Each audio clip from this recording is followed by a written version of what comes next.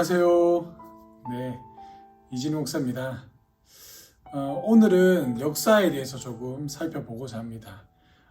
역사만큼 소중하고 중요한 건 없습니다.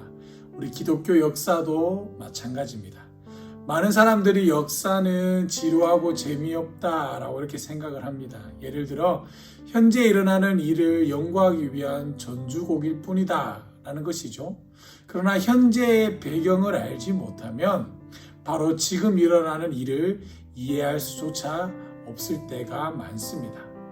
한 가지 예를 들어볼까요? 바이마르 공화국, 여러분들 아시나요? 바이마르 공화국과 베르사유 조약이 그 체결되는 그 현장 속을 이해하지 못한다면 절대로 아돌프 히틀러에 대해서 우리는 이해할 수가 없을 겁니다. 자, 이 바라컨대 본 탐구가 교회사를 좀 더 자세히 공부하고 싶은 사람들에게도 유용하고 재미있었으면 좋을 것 같습니다.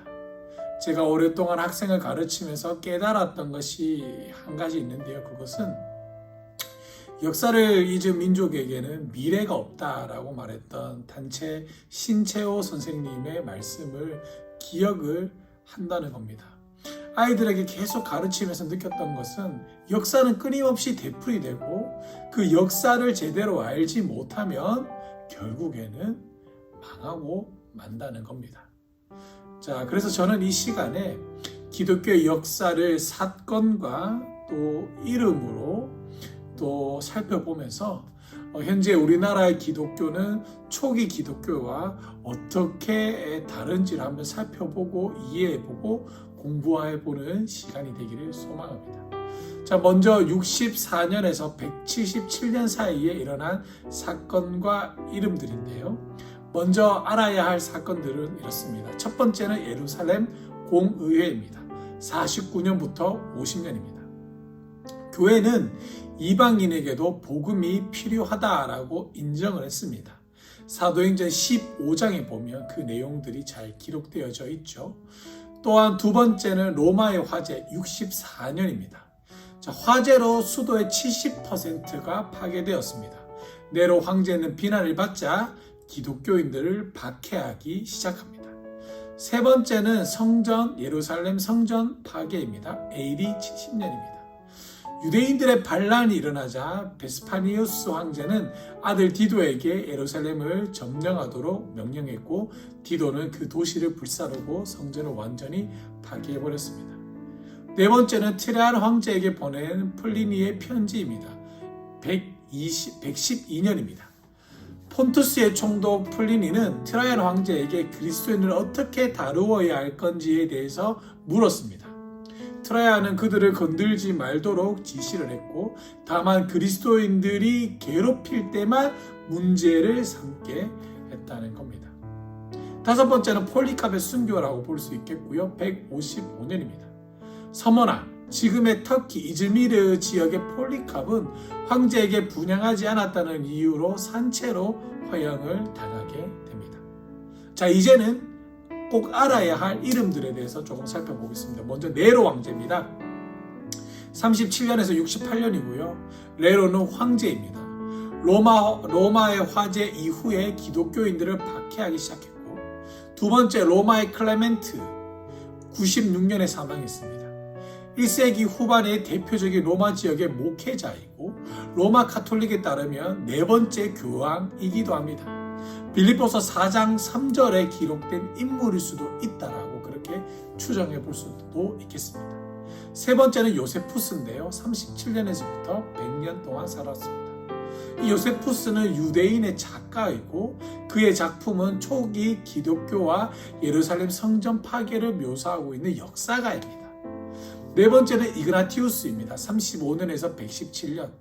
초대교회의 교부이며 시리아에 있는 안디옥 교회의 지도자입니다. 7통의 중요한 편지를 남겼으며 로마를 여행하다가 순교를 당하게 됩니다.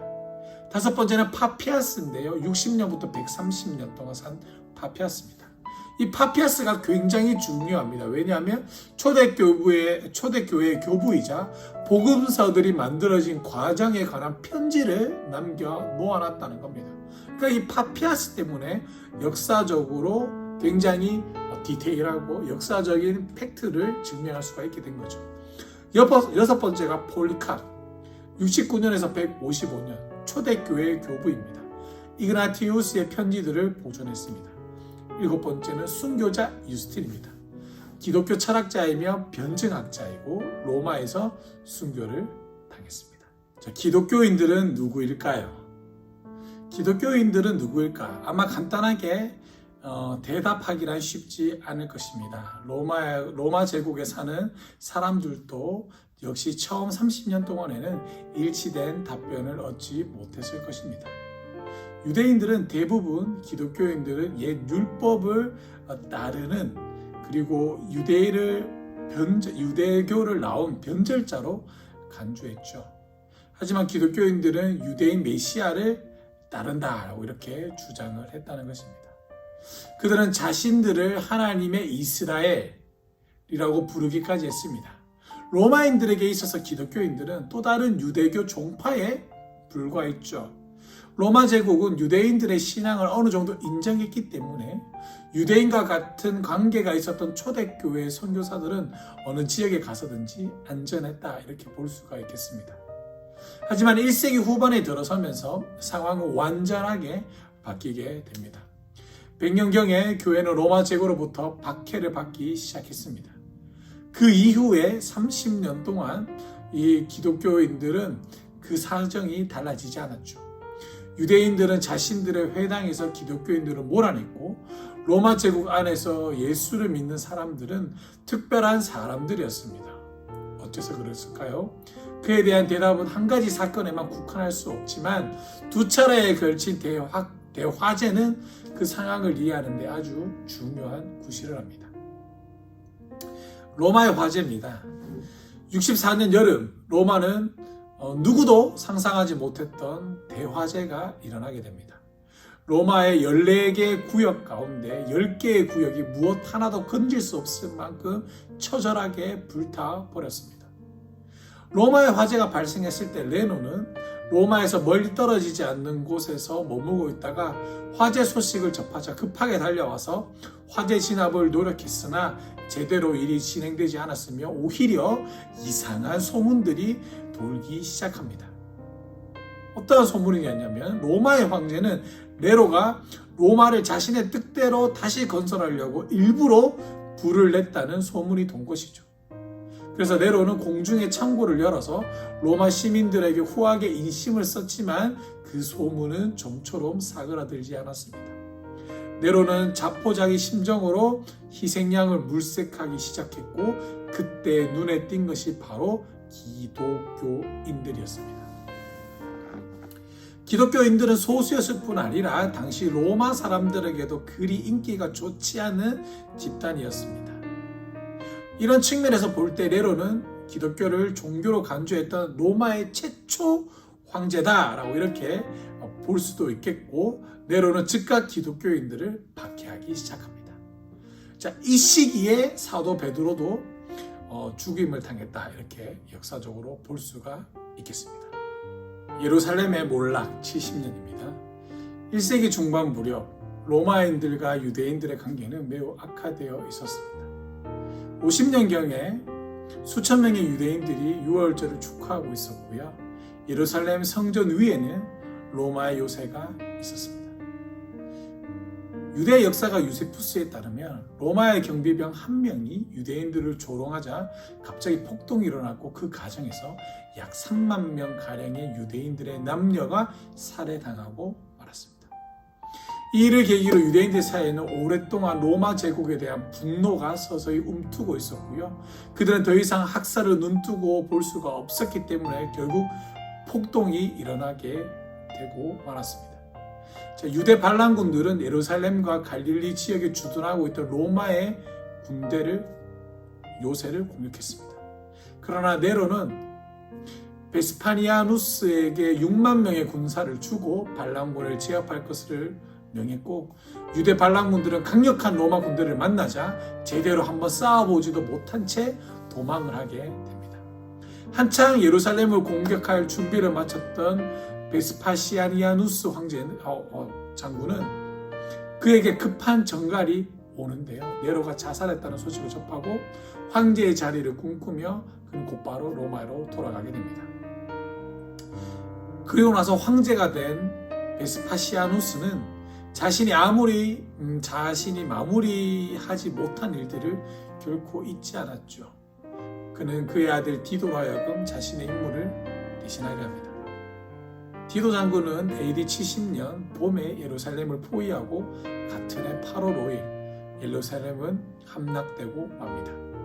이 전쟁으로 예루살렘은 완전히 폐허가 되고 성전은 불탔으며 사람들은 노예로 팔려가게 되었으며 성전의 석족 벽만이 남아있을 뿐이었습니다. 오늘날 통곡의 벽이라고 부르는 게 바로 그것입니다. 예루살렘 성전 파괴는 기독교인들에게 큰 영향력을 끼쳤습니다. 유대 반란이 진압된 이후에 유대교 지도자들은 두 번 다시 비극을 반복하고 싶지 않았고 그들은 기독교를 비롯해 여러 외곽의 세력들을 회당에서부터 몰아내기 시작합니다. 기록에 따르면 90년경에는 매주 주마다 열리는 회당 모임에서 나사렛 사람들을 저주하는 기도문이 채택되었다라고도 합니다. 물론 이 표현은 나사렛 예수를 따르는 기독교인들을 가리키는 말이었습니다. 그렇게 해서 기독교인들이 속한 교회와 유대교의 회당을 완전히 결별하고 말았습니다. 그렇다면 기독교인들은 어떻게 다루어야 할까요? 69년부터 81년까지 로마의 황제들은 교회를 무시했습니다. 그런데 베스파시아누스의 아들 도미티안이 황제의 자리에 올랐고 도미티안은 유대인들에게 예루살렘 성전이 사라졌으니 로마에게 11조를 바쳐야 한다는 새로운 칙령을 내리게 됩니다. 이를 유대인들이 거부하자 황제는 유대 풍속을 금지시키는 법령을 제정했습니다. 거기에는 기독교인들의 예배도 포함되어져 있었습니다. 처음으로 기독교인들에게 박해가 시작된 것입니다. 이 박해는 새로운 황제 트라이안의 즉위 뒤에도 계속적으로 박해는 이어져 옵니다. 지금의 터키에 해당하는 소아시아 북부 지역 총독 플라니는 황제 트라이안에게 편지를 보내어 기독교인들을 처리하는 방식을 설명을 하게 되는데요. 그는 기독교인들에게 3번의 기회를 주었는데 먼저 그리스도를 저주하면 누구나 석방했고 거부하면 사형에 처해지게 했다는 겁니다. 트라이안 황제는 플리니의 일처리 솜씨에 갈채를 보냈으며 플리니는 기독교인들이 무엇을 믿고 있는지 알아볼 셈으로 인근 교회에 출석하는 2명의 여자 집사들을 잡아 신문합니다. 집사들은 미신을 섬기는 대신 죽음을 택하게 되고 그 가운데 한 사람이 바로 서모나의 폴리캅이었습니다.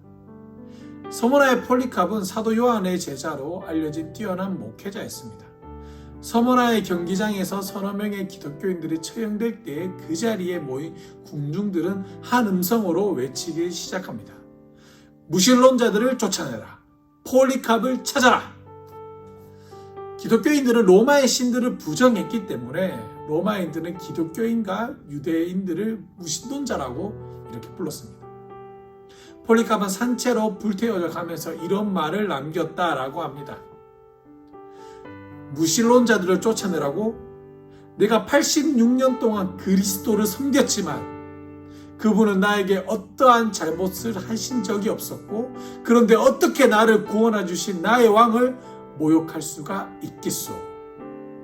이런 말을 남기고 폴리캅은 산채로 화장당해 죽었습니다. 변증론자의 등장입니다. 100년대 중반에 이르면서 기독교 학자들은 비평가들이 자신에게 퍼부어지는 비난에 일일이 다 대응하기 시작하는데요. 이 학자들을 일컬어서 변증론자들이라고 부릅니다. 쉽게 말하면 변론가들입니다. 자, 변증론자들은 로마인들을 개종시키려는 데 그 목적이 있는 것이 아니라 그들은 그저 일반인들이 흔히 생각하듯이 기독교인들이 범죄자가 아니라는 사실을 입증하고 싶어 했을 뿐이었습니다. 자, 이 변증론자 가운데 가장 유명한 사람이 바로 유스틴입니다. 유스틴은 기독교인들과 달리 그리스 철학을 받아들였는데요. 그 이유는 유스틴에 따르면 이교 철학자들은 하나님의 우주적인 말씀에 희미한 그림자를 발견했습니다. 이 우주적 질서는 예수 그리스도를 통해서 육신이 되었다라는 요한복음 1장 14절 말씀을 따라서 이교적인 철학에도 기독교 신앙과 접촉점이 존재한다고 그는 믿었습니다. 유스틴은 자신이 갖고 있었던 그리스식 세계관에 따라서 성경의 개념들을 이해했고, 이 변증론자는 그리스도와 로마 신사에서 선택을 강요받자 결국에는 그리스도를 선택했고, 그는 165년에 참수형을 당하게 됩니다. 그리고 머지않아서 참수형에 당한 그 사람을 가르쳐 순교자 유스틴이라고 명칭으로 부르기 시작했다는 겁니다. 교회는 어째서 성장하고 성공했을까요? 64년부터 4세기 초반까지만 해도 기독교 신앙을 가지려면 목숨을 잃을 각오를 해야만 했습니다. 그런 처지에도 불구하고 교회가 성장할 수 있었던 이유는 무엇이었을까요? 첫 번째는 기독교인은 누구나 다 평등하게 대했다는 겁니다. 기독교의 여성과는 로마의 그것과는 확실히 달랐는데요. 어느 로마 작가는 여성의 역할을 이렇게 규정했습니다. 우리는 육체적 쾌락을 위해서 매춘부를, 하루하루 용도에 위해서 여자 노예를, 그리고 합법적인 자녀를 생산하고 집을 충실히 살피게 하기 위해서 부인을 거느리고 있다. 로마인의 가장은 가족에게 체벌을 가할 수 있는 권한은 물론이고, 원하지 않는 아이가 태어날 경우에는 버릴 수 있는 권한도 있었습니다. 그러나 기독교는 달랐습니다. 서슴지 않고 기독교를 부정하고 매도하던 로마의 고 작가 케수스는 이렇게 주장했습니다. 기독교인들은 무지한 사람들이며 자신들이 믿는 하나님에게 적합한 것으로 인정하기 때문에 그들은 어리석고 천하고 우둔한 사람들과 노예들, 여자들, 그리고 어린이들만을 바라고 개종시킬 수 있을 뿐이다. 이렇게 케수스는 이야기합니다. 기독교인들은 여자들만 받아들인 게 아니라 그들을 2등 시민으로 간주하려는 생각 자체를 부정했다라는 이야기가 되겠죠. 초대교회의 경우도 마찬가지였습니다. 성경에 따르면 빌립의 4딸 모두 예언가들이었지만 바울은 이들에게 집사라는 호칭도 주고 또 이들에게 고난도 부여하는 장면을 보게 됩니다. 기독교는 누구나 다 평등하게 대해줬다는 겁니다. 두 번째, 기독교는 하나님과의 인격적인 관계를 제공했습니다. 로마인들은 예로부터 믿었던 신들은 인격적인 신이 아니었습니다. 필요에 따라서 만들어진 신들이었기 때문에 그들은 세월이 지나면서 로마인들은 만들어진 신에 만족할 수가 없었습니다. 유대교와 기독교의 신앙은 영적 세계와 직접적인 접촉을 강조했습니다. 그리고 기독교는 거기서 한 걸음 더 나아가 신적인 존재의 직접적인 교제, 그 이상을 제시했죠. 기독교는 예수를 통해서 인간을 이해하게 되고 고통을 경험한 하나님을 제시했다는 겁니다. 우리 사랑하는 모든 여러분들, 우리가 지금 기독교 64년에서부터 177년까지를 간단하게 살펴봤는데요.